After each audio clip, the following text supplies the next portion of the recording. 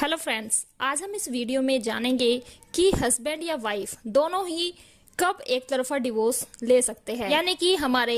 Hindu marriage act में वो कौन कौन से ग्राउंड्स दे रखे हैं जिनके बेस पर हस्बैंड और वाइफ दोनों को ये राइट होता है कि वो अपने साथी से एक तरफा तलाक ले सकते हैं। दोस्तों, सबसे पहले हम बात करते हैं एडल्ट्री। एडल्ट्री मीन्स ये होता है कि हस्बैंड या वाइफ दोनों में से कोई भी अगर किसी भी थर्ड पर्सन के साथ फिजिकल रिलेशन बनाता है,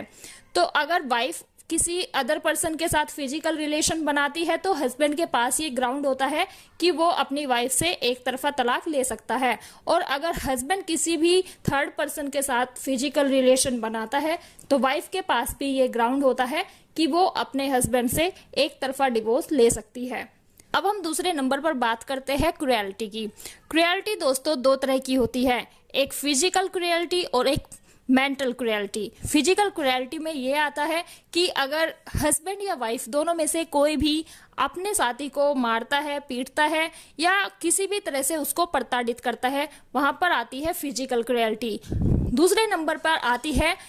मेंटल क्रुएल्टी, जिसमें हस्बैंड या वाइफ दोनों में से कोई भी अगर अपने साथी को ताना देता है, गाली देता है या फिर उसको बात बात पर टॉर्चर करता है, तो दोस्तों ये भी क्रुएल्टी में ही आता है। जैसे कि अगर हस्बैंड वाइफ के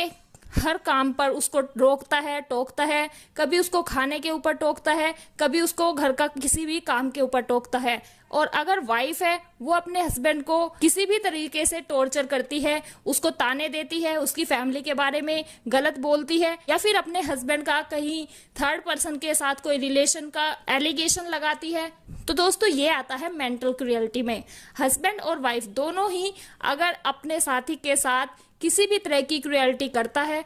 तो दोनों के पास ही ये राइट है कि वो अपने साथी से कोर्ट में जा करके एक तरफा तलाक ले सकते हैं। दोस्तों, तीसरे नंबर पर बात करते हैं हम डिजर्शन का। डिजर्शन मीन्स ये होता है कि अगर हस्बैंड या वाइफ दोनों में से कोई भी अपने साथी को बिना किसी रीजन के छोड़ के चला जाता है। जैसे कि अक्सर देखा जाता है कि जो पत्नियां होती है वो अपने हस्बैंड का घर छोड़ करके अपने मायके जाके रहने लगती है और वो अपने हस्बैंड को ना बताती है कि वो क्यों गई है, ना ही उनसे बात करती है, ना ही उनका कोई फिजिकल रिलेशन होता है। और ऐसे ही कई बार हम देखते हैं कि हस्बैंड भी वाइफ को छोड़कर चला जाता है, या तो उसका कहीं किसी थर्ड पर्सन के साथ कुछ रिलेशन होता है या फिर जो भी रीजन होता है वो अपने साथी को छोड़ करके चला जाता है। और अगर इस डिजर्शन पीरियड को 2 साल हो जाते हैं, यानी कि 2 साल के अंदर अगर वो जो साथी छोड़कर गया है वो ना तो वापस आता है, ना ही उन दोनों के बीच में कोई रिलेशन होता है, तो ऐसे में हस्बैंड और वाइफ दोनों के पास ही ये ग्राउंड होता है कि वो अपने साथी से कोर्ट में जाकर के एक तरफा तलाक ले सकते हैं। क्योंकि जब उसका साथी उसको छोड़कर चला ही गया है और 2 साल का टाइम हो गया है गए हुए, तो हमारे हिंदू मैरिज एक्ट में 2 साल का टाइम दे रखा है कि अगर 2 साल तक भी किसी का साथी उसके पास वापस नहीं आता है तो ऐसे में जो दूसरा साथी है उसके पास ये ग्राउंड बन जाता है कि वो अपने साथी से तलाक ले सकता है और अपना खुशहाल जीवन जी सकता है। दोस्तों, जो 4th नंबर पर आता है वो आता है रिलीजन कन्वर्जन। यानी कि हस्बैंड या वाइफ दोनों में से कोई भी किसी भी दूसरे धर्म को अडॉप्ट कर लेते हैं, अपना धर्म परिवर्तन कर लेते हैं, तो ऐसे में दोनों के पास ये राइट होता है कि वो अपने साथी से एक तरफा तलाक ले सकता है। क्योंकि जैसे ही उसके साथी ने धर्म परिवर्तन किया तो जो उसका शादी का रिश्ता था वो ऑटोमेटिकली टूट जाता है। क्योंकि हमारे हिंदू मैरिज एक्ट के अकॉर्डिंग जो हिंदू मैरिज है वो एक हिंदू के साथ ही हो सकती है, किसी अदर रिलीजन में नहीं हो सकती है। तो अगर किसी भी साथी ने, किसी भी स्पाउस ने अपना धर्म परिवर्तन करके किसी दूसरे धर्म को अडॉप्ट कर लिया है तो ऐसे में जो दूसरा साथी है वो कोर्ट में जाकर के अपने हस्बैंड से या अपनी वाइफ से एक तरफा तलाक ले सकता है। उसके पास ये वैलिड रीजन होता है कि मेरे हस्बैंड ने या मेरी वाइफ ने अपना धर्म परिवर्तन कर लिया है, तो अब मुझको मेरे हस्बैंड से या मेरी वाइफ से तलाक दिलाया जाए। और ऐसे में कोर्ट तलाक दिलाती भी है। अब हम आगे बात करते हैं 5th नंबर की। दोस्तों 5th नंबर पर हमारे हिंदू मैरिज एक्ट में दे रखा है मेंटल डिसऑर्डर, जिसका मतलब होता है पागलपन। यानी कि अगर हस्बैंड या वाइफ दोनों में से किसी की भी मेंटल कंडीशन खराब हो जाती है, यानी कि उसके अंदर पागलपन आ जाता है, तो ऐसे में दोनों के पास ये राइट होता है कि वो अपने स्पाउस से, अपने साथी से डिवोर्स ले सकता है। क्योंकि दोस्तों अगर साथी में कोई भी मेंटल डिसऑर्डर हो गया है तो ऐसे में जो उसका साथी है उसकी जान का भी खतरा हो जाता है। क्योंकि पागलपन में इंसान कुछ भी कर सकता है। हो सकता है वो अपने साथी को मार दे, हो सकता है वो अपने साथी को किसी भी तरह से चोट पहुंचा दे। क्योंकि जब किसी भी व्यक्ति का मेंटल डिसऑर्डर हो जाता है तो वो उल्टी सीधी हरकतें करने लगता है। ऐसे में उस व्यक्ति के साथ में रहना खतरे से खाली नहीं होता है। तो ये भी एक ग्राउंड है जिसके बेसिस पर कोर्ट में जाकर के हस्बैंड और वाइफ दोनों के पास ये राइट है कि वो अपना तलाक ले सकते हैं। क्योंकि वो कोर्ट में जाकर के ये बता सकते हैं कि जो उनका साथी है वो मेंटली डिसऑर्डर हो गए हैं और उनसे मुझे अपनी जान का खतरा है, या फिर वो मुझे किसी भी तरह से फिजिकली या कैसे भी हार्म कर सकते हैं। तो ऐसे में मुझे मेरे साथी से डिवोर्स दिलाया जाए।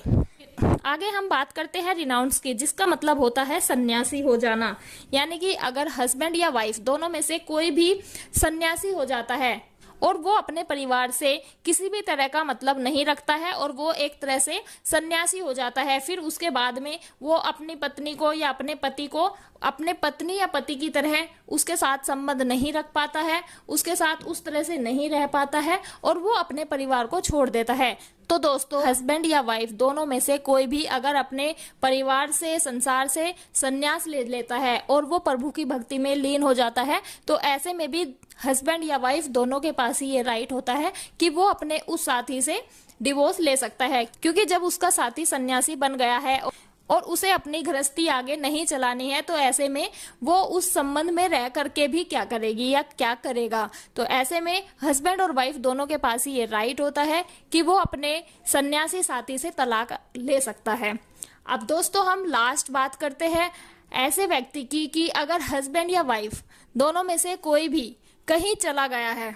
और 7 साल तक उस व्यक्ति को ना तो किसी के द्वारा देखा गया है, ना किसी के द्वारा सुना गया है और ना ही उस व्यक्ति का कोई अता पता है कि वो जीवित है भी या नहीं है। तो दोस्तों अगर हस्बैंड या वाइफ दोनों में से कोई भी ऐसे चला जाता है और उसका कुछ भी पता नहीं होता कि वो कहाँ है, कैसे है, जीवित है भी या नहीं है, तो ऐसे में कोर्ट उस व्यक्ति को मृत मान लेती है और जो उसका साथी है अगर वो कोर्ट में जाकर के डिवोर्स फाइल करता है तो कोर्ट उसको इजीली डिवोर्स दे देती है। क्योंकि जिस व्यक्ति का 7 साल तक यही पता नहीं है कि वो दुनिया में है भी या नहीं भी, क्योंकि उसके बारे में किसी से सुना नहीं गया है, उसको किसी के द्वारा देखा नहीं गया है, तो ऐसे में यही मान लिया जाता है कि वह व्यक्ति इस दुनिया में अब नहीं है।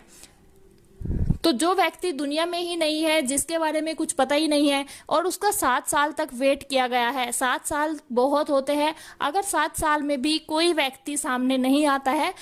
तो ऐसे व्यक्ति से भी उसका साथी कोर्ट में जाकर के इजीली एक तरफा तलाक ले सकता है और ऐसे में कोर्ट इजीली तलाक दे भी देती है। तो दोस्तों ये कुछ ग्राउंड्स थे जो हमारे हिंदू मैरिज एक्ट में दे रखे हैं, जिनके बेसिस पे कोई भी व्यक्ति हस्बैंड या वाइफ दोनों को ये राइट होता है कि वो एक तरफा तलाक ले सकता है। दोस्तों आपको ये जानकारी कैसी लगी हमें कमेंट बॉक्स में कमेंट करके जरूर बताएं। धन्यवाद दोस्तों।